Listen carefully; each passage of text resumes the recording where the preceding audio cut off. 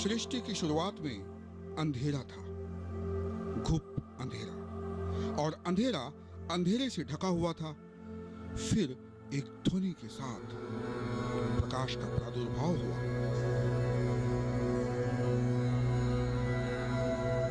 फिर प्रकृति आई, एनर्जी यानी ऊर्जा का सृष्टि में विस्तार होता गया।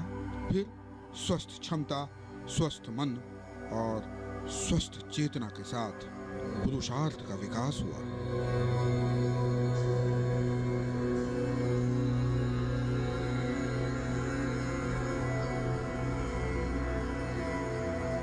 विकास के इस क्रम में लगभग 5000 साल पूर्व भारत में एक ऐसा इंसान हुआ जिसने चेतना के तथ्यों को रहस्य से बाहर निकालकर योग को शुद्ध विज्ञान बना दिया। महर्षि पतंजलि का योग दर्शन कहता है, योग के समान कोई बल नहीं और सांख्य के समान दूसरा कोई ज्ञान नहीं। जी हाँ, ज्ञान सृष्टि की दृष्टि में समाहित एकमात्र योग ही तो है जो नित्य नए आयाम खोलता है। यह प्रकृति का एक मजबूत आधार है, एक ऐसा आधार जो बीज से पौधा और फिर एक वृक्ष के रूप में दृष्टिगोचर होता है।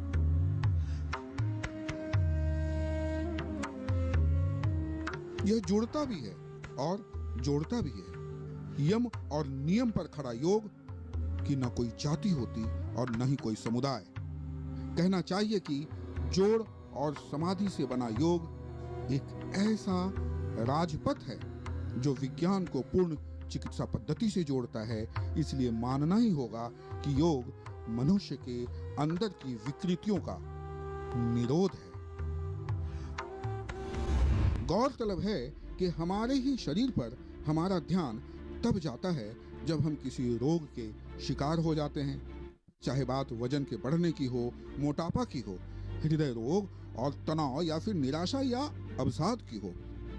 जब सेहत पूरी तरह से प्रभावित हो जाता है तब मन में ख्याल आता है, रास्ते कहाँ खत्म होते हैं। जिंदगी के सफर में मंजिलें न भी दिखे पर दूरियां तो घट ही जाती है।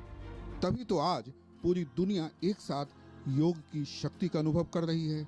जाहिर है आज उभरते हुए भारत की विश्व गुरु के रूप में बदलती तस्वीर का श्रेय जितना हमारी संस्कृति और संतों को जाता है, उतना ही विश्व पटल पर योग को प्रोत्साहित करने के लिए प्रधानमंत्री श्री नरेंद्र मोदी जी को भी जाता है। एक ताजा रिपोर्ट में कहा गया है कि हफ्ते में 5 दिन हर रोज 30 मिनट योग करने से हृदय रोग और जल्दी मौत के खतरे को कम किया जा सकता है। जी हाँ, योग की सिद्धि से व्यक्ति शारीरिक ही नहीं बल्कि मानसिक रूप से, आध्यात्मिक रूप से भी पूर्ण निरोगी रह सकता है। योग न केवल तन, न केवल मन, बल्कि ऊर्जा का भी संचार करता है, एक एनर्जी देता है जिससे हम पूर्णतः स्वस्थ रह सकते हैं।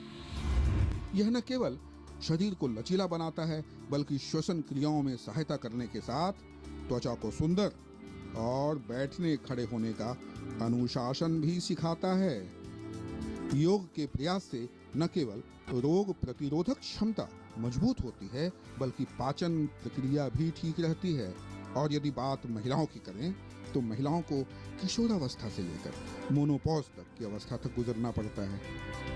ऐसे में योग की बड़ी भूमिका हो जाती है। लेकिन अभी भी जरूरत है इस सूक्ष्म विज्ञान को जानने की और ये समझने की कि मन और शरीर के बीच सामंजस्य स्थापित करने वाला योग स्वस्थ जीवन जीने की कला है।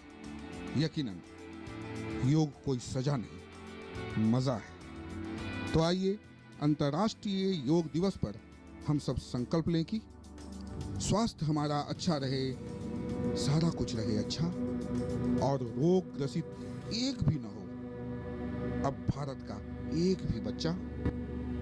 राजेश मिश्र, दूरदर्शन किसान।